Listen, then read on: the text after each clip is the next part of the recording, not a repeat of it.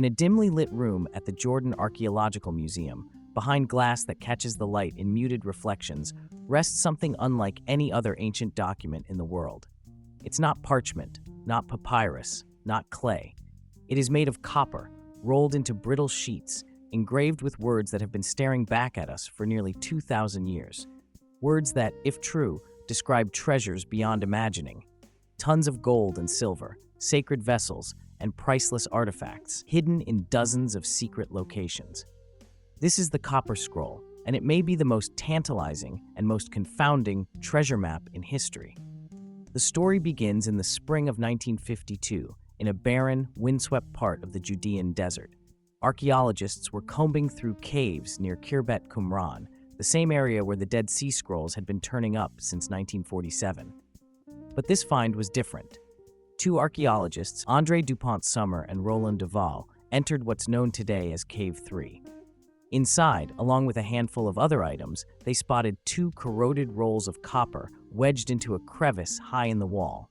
They were so fragile that any attempt to unroll them would have shattered them into pieces. Instead, the scrolls were carefully cut into segments, not with ancient tools, but with a modern saw to preserve the inscriptions. What emerged astonished everyone. Carved into the metal, in an ancient form of Hebrew, were 64 separate listings. Each one described a location, a quantity of treasure, and sometimes a cryptic hint. Gold ingots, silver bars, temple vessels, enormous caches buried under the stairs in the salt pit or in the gutter at the conduit.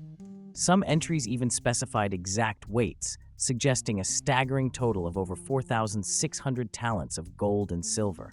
By modern reckoning, that would be worth billions. And this wasn't like the other Dead Sea Scrolls. Most of those were religious texts, scripture, commentaries, rules for the community. The Copper Scroll read like an inventory. No prayers, no theology, just cold, matter-of-fact directions to what sounded like the ultimate treasure hoard. Immediately, questions swirled. Who wrote it? When? And most pressing of all, was it real? The dating of the Copper Scroll suggests it was inscribed around the 1st century CE, possibly just before or during the First Jewish-Roman War, when Jerusalem's Second Temple was under threat. One compelling theory holds that the scroll records the emergency hiding of the temple treasury, gold, silver, and sacred vessels, to keep them out of Roman hands. If that's true, then somewhere in the deserts and hills of ancient Judea, these caches might still be waiting. But the descriptions are maddeningly vague to modern eyes. In the cistern in the court of the perfumer's house. But whose house? Which city? Time has erased landmarks, shifted landscapes, and swallowed entire settlements under dust and rock. Even the distances given in the scroll, often measured in cubits, are useless without knowing the starting point. There are other possibilities. Some scholars think the treasure was not from the temple in Jerusalem, but from the Qumran community itself, possibly the Essenes, who may have had considerable wealth. Others suspect it came from multiple sources: war spoils, offerings, and perhaps even tribute collected over decades. And there's a more sobering possibility, that the treasure was looted or discovered centuries ago, long before we found the scroll. Still, the Copper Scroll refuses to give up its secrets. Its language is terse, even odd, different from the biblical Hebrew found in other scrolls. That has led some researchers to wonder if it was meant for a very specific audience, insiders who already knew the landmarks and didn't need explanations. Perhaps the scroll was never intended for strangers. It was a record for the scribes and priests who hid the treasure, a map they hoped to retrieve when danger passed. The idea of such a treasure has lured adventurers, amateur sleuths, and seasoned archaeologists alike. In the 1960s, a British scholar named John Allegro launched an ambitious search based on the Copper Scroll's clues. He explored sites across the West Bank and Jordan, digging where he thought the text pointed. He found nothing, but he remained convinced the treasure was real, perhaps just beyond reach.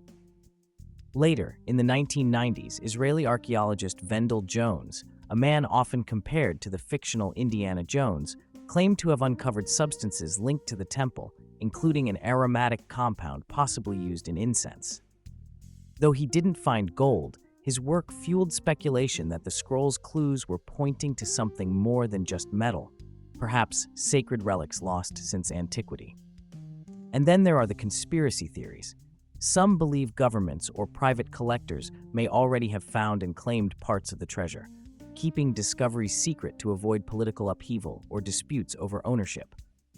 After all, the Copper Scroll sits at the intersection of deep religious significance, national identity, and staggering monetary value. Whoever holds such treasure would hold power and responsibility beyond imagining.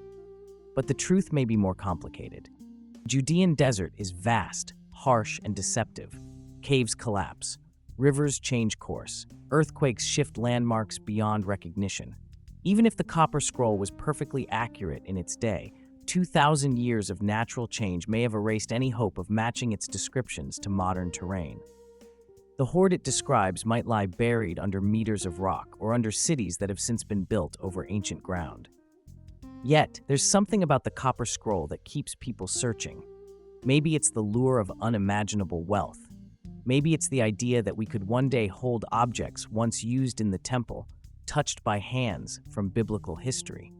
Or maybe it's the deeper mystery, that here we have a direct voice from the past, giving instructions we can almost follow but never quite complete, like a dream fading as we wake.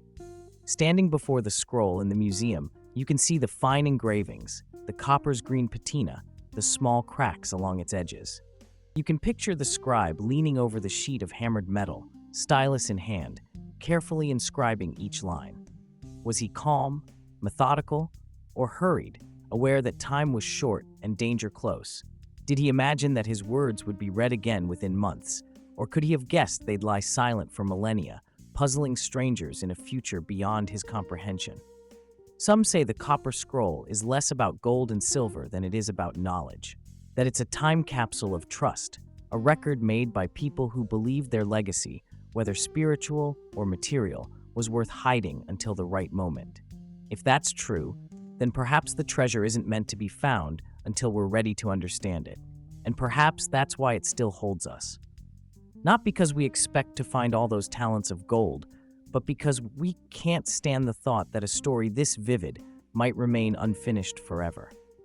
The Copper Scroll reminds us that history is still alive in the ground beneath our feet, that some secrets resist not because they can't be solved, but because they're waiting for the right hands to solve them. Thank you for joining me in this journey into one of the strangest and most enduring puzzles of the ancient world. What do you think? Is the Copper Scroll a literal treasure map, or is it a symbolic record of something we've misunderstood? Could the treasure still be out there, sleeping under desert stone? Share your thoughts in the comments. I'd love to hear them. And if you enjoyed this journey into the unknown, please like, comment, and share. It truly helps keep these stories alive.